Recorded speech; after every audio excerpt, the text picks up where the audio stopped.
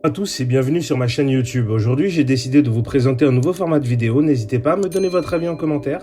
Si celle-ci vous plaît, partagez-la, cela ne fait pas de mal. Comme beaucoup d'entre vous, j'attends l'arrivée de plusieurs recrues du côté du Paris Saint-Germain. À croire que Leonardo ne fait rien.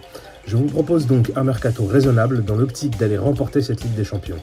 Pour pouvoir la remporter, il faut avant tout tirer les bons enseignements de ce Final 8 et continuer de faire grandir le club.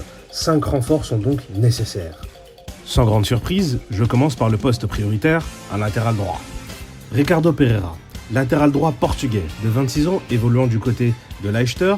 Je tente le pari étant donné qu'il a fait une très bonne saison du côté de Leicester, où il a démontré des qualités extrêmement intéressantes, à la fois défensives mais offensives, secteur de jeu où notre Thilo national n'a pas donné satisfaction, à mon sens. Il serait le parfait penchant à Juan Bernat.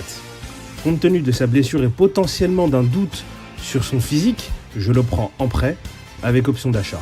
Autre possibilité, l'international espoir français, âgé de 22 ans, Nordi Mukiele. Jeune et auteur d'une très belle saison du côté de Leipzig, sa marge de progression est très intéressante. Rapide, puissant, 1m87, 84 kg, doté d'une belle qualité de passe et d'anticipation, il est un candidat idéal, d'autant que le club cherche à franciser son effectif et qu'il est natif de la région parisienne, à savoir Montreuil.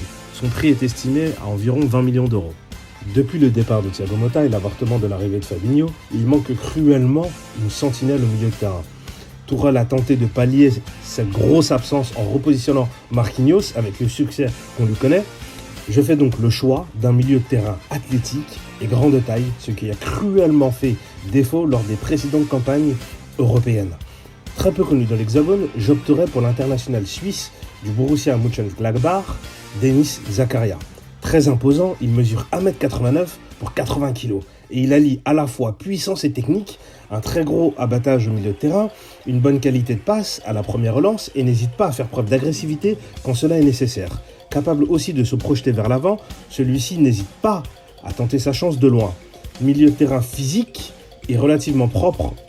Pour preuve, c'est 9 cartons jaunes en 31 matchs, toutes compétitions confondues. Il pourra apporter, tout comme Paredes, ce petit vice qui manque cruellement à l'équipe. Comme vous le savez, avec le retour d'Alphonse Areola au sein du club, suite à un prêt non concluant du côté du Real Madrid et sa potentielle arrivée du côté de la Bretagne, je me positionne clairement sur Eduardo Camavinga.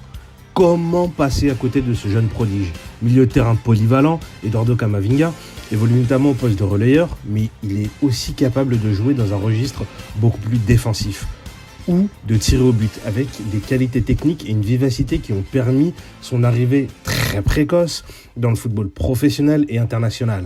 À l'image d'un certain Kylian Mbappé, Eduardo Camavinga est très probablement l'avenir du football français. Et quel échec si ce prodige ne venait pas à signer dans le meilleur club français au profit d'un autre club européen.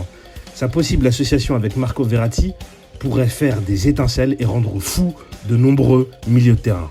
L'ailier parfait serait Douglas Costa. Capable de jouer sur les deux ailes, l'international brésilien, véritable dynamiteur dans le jeu, est capable de faire plier n'importe quelle défense par ce dribble virevoltant, chaloupé, ce qui a cruellement fait défaut lors de ce Final 8, à savoir des joueurs de percussion venus du banc de touche pour faire la différence et apporter ce danger supplémentaire lorsque nos 3 attaquants ou nos 4 fantastiques sont fatigués. Certes, il a 29 ans, néanmoins, ses expériences du côté du Bayern Munich et de la Juventus de Turin ne seraient pas de trop pour l'équipe. Sa valeur marchande étant estimée aux alentours de 20 millions d'euros, il serait parfait pour pallier une éventuelle blessure ou suspension d'un de nos ailiers. Pour finir, beaucoup s'attendent à ce qu'on recrute un attaquant d'expérience capable d'accepter, tout comme notre choupeau national, de s'asseoir sur le banc, sans broncher et d'apporter la bonne ambiance. Néanmoins, mon choix se porte sur la formation, car en fonction du système utilisé, le recrutement d'un attaquant n'est pas nécessaire, ce qui laissera la possibilité de voir le serial killer à l'œuvre et faire ses preuves. Je parle de Kalimundo. Âgé de 18 ans, celui-ci démontre des qualités très intéressantes, que ce soit en équipe de France ou chez les U19 du Paris Saint-Germain. Il a marqué 9 buts et effectué une passe décisive en Youth League cette saison. Youth League, Ligue des Champions pour les jeunes. Ce qui a attiré l'attention de plusieurs écuries européennes. Le PSG doit lui donner sa chance et envoyer un message définitif aux autres jeunes issus du centre de formation que tout cela est possible. Si ce nouveau format de vidéo vous plaît, n'hésitez pas à me le dire en commentaire, c'est extrêmement important. N'hésitez pas également à la partager et à me rejoindre sur ma page Instagram et Twitter où je partage régulièrement des infos mercato. Le lien sera dans la description de cette vidéo. Je vous souhaite à tous une très belle journée ou très bonne soirée à vous et on se retrouve très vite pour un prochain numéro.